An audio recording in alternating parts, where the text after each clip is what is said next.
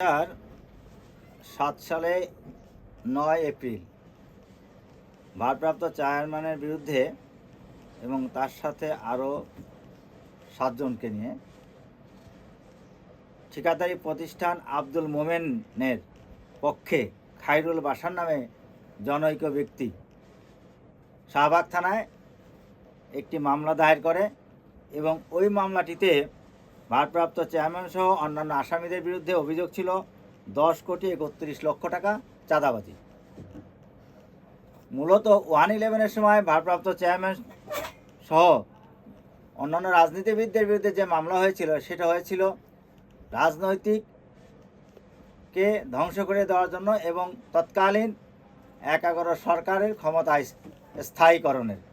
এই মামলাটিও একটি অসত্য মামলা এবং দীর্ঘদিন চলার পরে গত 5ই নভেম্বর ফাইনাল রিপোর্ট দিয়েছেন তদন্তকারী কর্মকর্তা ডিবির।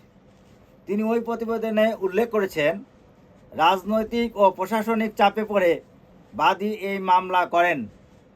প্রকৃতপক্ষে গিয়াসউদ্দিন আল মামুন সহ অন্যান্যদের উনি চিনতেন না। যেহেতু তারেক রহমান সাহেব বাংলাদেশের একজন পরিচিত ব্যক্তি, তাকে চেনার তা স্বাভাবিক। আর একটা সেটা হচ্ছে যে উনি কোনো চাঁদাবাজির ঘটনা ঘটে নাই বলেও জানিয়েছেন। সেক্ষেত্রে বিজ্ঞ আদালতে এই রিপোর্ট আসার পরে ভারপ্রাপ্ত চেয়ারম্যান তারেক রহমান সহ অন্যান্যদেরকে বিজ্ঞ আদালত দণ্ডবিধি 385, 386 এবং 387 ধারার যে অভিযোগ, সেই অভিযোগের ফাইনাল রিপোর্ট প্রাপ্তির পরে তথ্যগত ভুল প্রমাণিত হয় অব্যাহতি দিয়েছেন। বিজ্ঞ আদালত ছিলেন বিজ্ঞ SMM মোহাম্মদ সানাউল্লাহ। আমরা মনে করি যে ভারপ্রাপ্ত চেয়ারম্যান তারেক রহমানের বিরুদ্ধে তৎকালীন সময় যে ষড়যন্ত্রমূলক মামলা হয়েছিল, এক এক করে সমস্ত ষড়যন্ত্রমূলক মামলা থেকে উনি অব্যাহতি পাচ্ছেন এবং খালাস পাচ্ছেন। একসময় প্রমাণিত হবে যে একজন নির্দোষ মানুষকে কিভাবে অন্যায় এবং হয়রানিমূলকভাবে হয়রানি করা হয়েছে। তাছাড়া 111-এর সময় ওনাকে যে নির্যাতন করা হয়েছে, আমরা দেখেছি যে 2টা বছর ওনার পাঁজরের হাড় পর্যন্ত ভেঙে দিয়েছে তৎকালীন সামরিক ইয়ারা।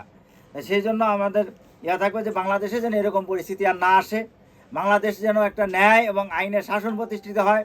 কোনো রাজনীতিবিদকে শুধুমাত্র রাজনীতির প্রতিহিংসার কারণে নিজের তারেক রহমান সাহেবের যেই জনপ্রিয়তা, সেই জনপ্রিয়তাকে চিরতরে শেষ করে দেওয়ার জন্য যে ষড়যন্ত্র ছিল, সেই ষড়যন্ত্র একেবারেই শেষ হয়ে গেছে এবং আশা করি ভবিষ্যতে তারেক রহমান সাহেবের সকল মামলা মুক্তি পেয়ে উনি বেরিয়ে আসবেন এবং দেশে ফিরবেন এবং দেশের মানুষ তার জন্য অপেক্ষা করতেছে এবং সেভাবেই উনি দেশকে পরিচালনা করার সুযোগ পাবেন ইনশাআল্লাহ। তদন্ত প্রতিবেদন দাখিল করার কথা, এটা ফৌজদারি কার্যবিধির নিয়ম। আমরা যেটা দেখেছি অথবা দীর্ঘদিন ধরে চলতেছে যে 111-এর সময়ের মামলা প্রতিবেদন দিল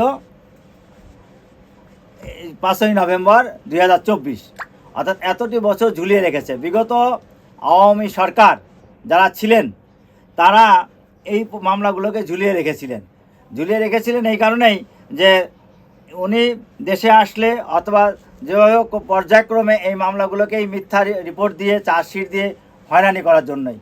মূলত এই হয়রানিমূলক মামলার প্রক্রিয়াই এটাই হয় যে এর তদন্ত রিপোর্টও সঠিকভাবে আসে না, ঝুলায় রাখা এবং মানুষকে হয়রানি করা, এটা তারই অংশ বিশেষ। এবং পুলিশ যেটা করেছে, পুলিশকে আরও সতর্ক হতে হবে। শুধু রাজনৈতিকভাবে হয়রানির কারণে মানুষের মামলা দিলেই সেই মামলাকে ঝুলিয়ে রাখা এবং সেই মামলা তদন্ত সঠিকভাবে না করা, এটা খুবই অন্যায়।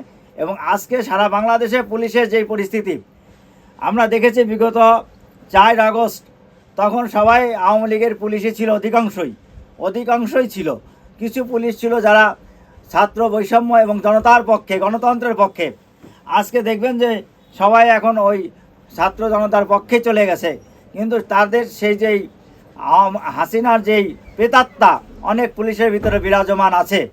আমরা আশা করব এই প্রেতাত্মা যেখানে যেখানে আছে তাদেরকে ওইখান থেকে সরিয়ে নতুন ভালো যারা সংস্কারভাবে আসবে, দেশের মানুষের হয়রানি করবে না। শুধু তারেক রহমান নয়, বাংলাদেশের সর্বনিম্ন স্তরে যারা আছেন, যারা একদম অসহায় গরিব মানুষ, তারাও কোনো লোক কোনো বাংলাদেশের কোনো নাগরিকই জানি এরকম পরিস্থিতিতে না পড়েন, কারণ এটা হচ্ছে মানবাধিকার লঙ্ঘন, বাংলাদেশের সংবিধানের লঙ্ঘন। ধন্যবাদ।